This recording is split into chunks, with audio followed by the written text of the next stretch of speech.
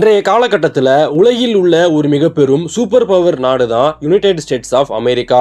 America அவங்களுடைய super power மூலமாக உலகில் உள்ள பெரும்பான்மையான நாடுகளை கட்டுப்படுத்தி வர்றாங்க. உலகத்தையே கட்டுப்படுத்தும் அளவிற்கு அமெரிக்காவிற்கு எங்கே இருந்து இவ்வளவு பவர் வந்துச்சு? ஒரு காலகட்டத்தில் 13 ஸ்டேட்ஸாக இருந்த இந்த ஒரு அமெரிக்கா இன்று உலகின் மிக பெரும் நாடாக இருப்பது எப்படி? பொதுவாக அமெரிக்கா அப்படின்னாலே பெரும்பான்மையான பேருக்கு ஒரு எதிர்மறையான கருத்து தான் இருக்கும். அவங்க நல்லவங்க கெட்டவங்க என்பதை தாண்டி இன்றைய காலகட்டத்தில் அவங்க தான் உலகினுடைய ஒரே ஒரு சூப்பர் பவர். இந்த இடத்துக்கு அவங்க எப்படி போனாங்க, அதற்காக அவர்கள் தீட்டிய திட்டங்கள், அதை செயல்படுத்திய விதங்கள் என அனைத்துமே நம்மளை பிரமிப்புக்கு உள்ளாக்கும்.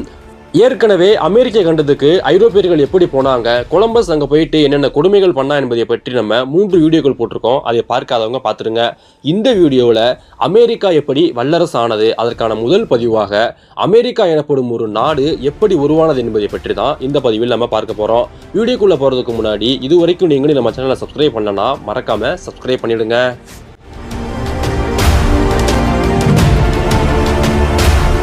நார்த் அமெரிக்கா, சவுத் அமெரிக்கா இந்த கான்டினென்ட்ல இன்னைக்கு Canada, USA, Mexico, Brazil, Argentina போன்ற பல நாடுகள் இருக்குது. ஆனால் ஒரு 600 வருடங்களுக்கு முன்னாடி இந்த ஒட்டுமொத்த கண்டம் முழுவதுமாக கிட்டத்தட்ட 1000க்கும் மேற்பட்ட பல பழங்குடியின மக்கள் வாழ்ந்து வந்தாங்க. அன்றைய காலகட்டத்தில் அந்த நிலப்பரப்பில் 5 கோடிக்கும் அதிகமான மக்கள் வாழ்ந்திருக்க கூடும் என சில புள்ளி விவரங்கள் கூறுகின்றன.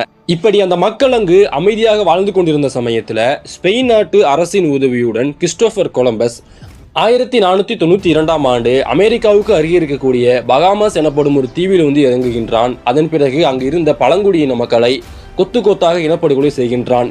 முதல்ல ஸ்பெயின் நாட்டவர்கள் இந்த அமெரிக்க கண்டத்தில் அவங்களுடைய காலனிகள் அமைக்கிறாங்க. அவர்களுக்கு பிறகு Portuguese, French, Britain, touch, Irish போன்ற பல மக்களுமே கொஞ்சம் கொஞ்சமாக ஐரோப்பாவில் இருந்து அமெரிக்க கண்டத்துக்குள்ள வர்றாங்க. இப்படி ஐரோப்பாவில் இருந்து அமெரிக்காவிற்கு வந்த ஐரோப்பியர்கள் அமெரிக்க கண்டத்தை கூறு போட ஆரம்பிக்கிறாங்க. இந்த ஸ்பெயின் நாட்டினர்கள் மெக்சிகோ, சென்ட்ரல் அமெரிக்கா, தென் அமெரிக்க கண்டத்தினுடைய மேற்கு கடற்கரை பகுதிகள் போன்ற பல பகுதிகளை கைப்பற்றுறாங்க. போர்ச்சுகீஸ், பிரேசில் போன்ற சில நாடுகளை கைப்பற்றி அங்கே அவங்களுடைய காலனிகள் அமைச்சாங்க. பிரெஞ்சுக்காரங்க அமெரிக்காவின் லூசியானா போன்ற பகுதிகள், கனடாவின் சில பகுதிகளை கைப்பற்றி அங்கே அவங்களுடைய காலனிகளை அமைச்சாங்க. பிரிட்டன்காரங்க அமெரிக்காவினுடைய கிழக்கு கடற்கரை பகுதியை கைப்பற்றி அங்கே அவங்களுடைய 13 காலனிகள் அமைச்சாங்க. இந்த 13 காலனிகள் தான் பிற்காலகட்டத்தில் USA, United States of America எனப்படும் ஒரு நாடாகவும் மாறியது. ஐரோப்பியர்கள் அமெரிக்க கண்டத்துக்குள்ள வந்த சமயத்தில் அமெரிக்காவில் ஏகப்பட்ட பழங்குடியின மக்கள் இருந்தாங்க. அங்கு இருந்த பழங்குடியின மக்கள் அனைவரையுமே கொன்று குவித்து விட்டு தான் அவங்களுடைய காலனிகளை நிறுவனாங்க. அமெரிக்க கண்டத்தில் இருந்த 80% பழங்குடியின மக்கள் ஐரோப்பியர்களால் வேட்டையாடப்பட்டாங்க. மீதம் இருந்த 20% பேர் ஐரோப்பியர்கள் கொண்டு வந்த நோயினால் பாதிக்கப்பட்டு இறந்து போனாங்க. பிரிட்டன் அவங்களுடைய முதல் காலனியை 1607ஆம் ஆண்டு அட்லாண்டிக் கடற்கரை பகுதியில் நிறுவனாங்க. அந்த இடத்தினுடைய பெயர் ஜேம்ஸ் டவுன், வெர்ஜீனியா பகுதியில் இருக்குது. இதன் பிறகு அடுத்தடுத்து அந்த பகுதிகளில் 13 காலனிகளை பிரிட்டன் உருவாக்குறாங்க. அந்த 13 காலனிகள் என்னென்ன அப்படின்னா Connecticut, Delaware, Georgia, Maryland, Massachusetts, New Hampshire, New York, New Jersey, Virginia, North Carolina, South Carolina, Pennsylvania, Rhode Island இப்படி 13 காலனிகளை உருவாக்கி அந்த பகுதியை பிரிட்டன் ஆட்சி பண்ணி வர்றாங்க. இதன் பிறகு பிரிட்டன் அடுத்த 150 ஆண்டுகளாக அந்த பகுதியை கோலூன்றி ஆட்சி பண்றாங்க. அன்றைய காலகட்டத்தில் நிறைய புகையிலையை சாகுபடி பண்ணி அதன் மூலமாக பிரிட்டன் அதிகமான லாபம் பார்த்தாங்க. இந்த 150 ஆண்டுகளில் அமெரிக்காவினுடைய வரைபடங்கள் மிக பெரும் அளவிற்கு மாறியது.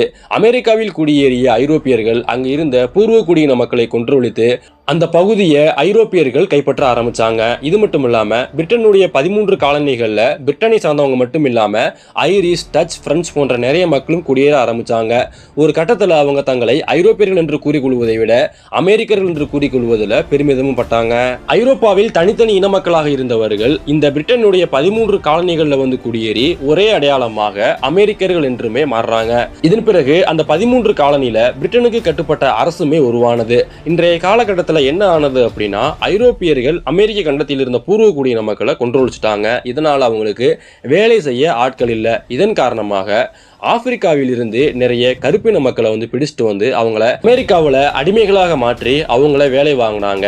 இதைத்தான் அட்லாண்டிக் ஸ்லேவ் ட்ரேட் என்றுமே சொல்லுவாங்க. இப்படி பிரிட்டன் இந்த 13 காலனிகளை ஆட்சி பண்ணி வந்த காலகட்டத்தில் பிரிட்டன் காலனிகளுக்கு அருகவே பிரெஞ்சு காலனிகளுமே இருந்தன. அந்த சமயத்தில் பிரெஞ்சுக்கும் பிரிட்டனுக்கும் இடையே மோதல்களும் வெடித்தன. இதன் விளைவாக 1754ஆம் ஆண்டு 7 இயர் வார் என்பதும் ஆரம்பித்தது.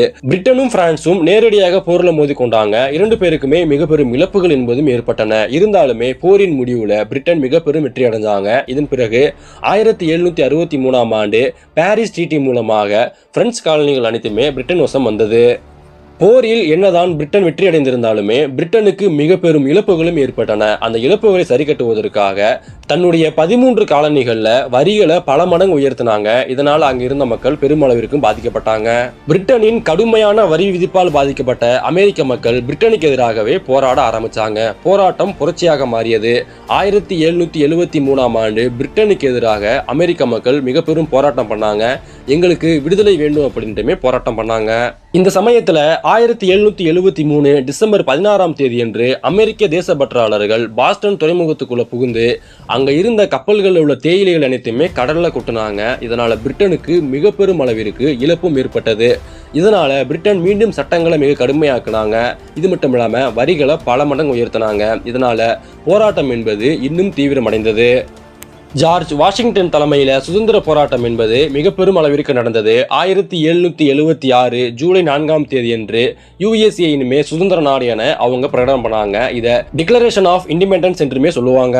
USA என்னதான் 1776ஆம் ஆண்டே விடுதலை அறிவித்திருந்தாலும் அதன் பிறகும் சில ஆண்டுகள் போர் என்பது நடந்தது. இதன் பிறகு 1783ஆம் ஆண்டு தான் போர் என்பது முடிந்தது. 1783ஆம் ஆண்டு பாரிஸ் ட்ரீட்டி எனப்படும் ஒரு அமைதி ஒப்பந்தம் கையெழுத்திடப்பட்டது. இதன் பிறகு அமெரிக்கா அதிகாரப்பூர்வமாக சுதந்திர நாடாகவும் மாறியது.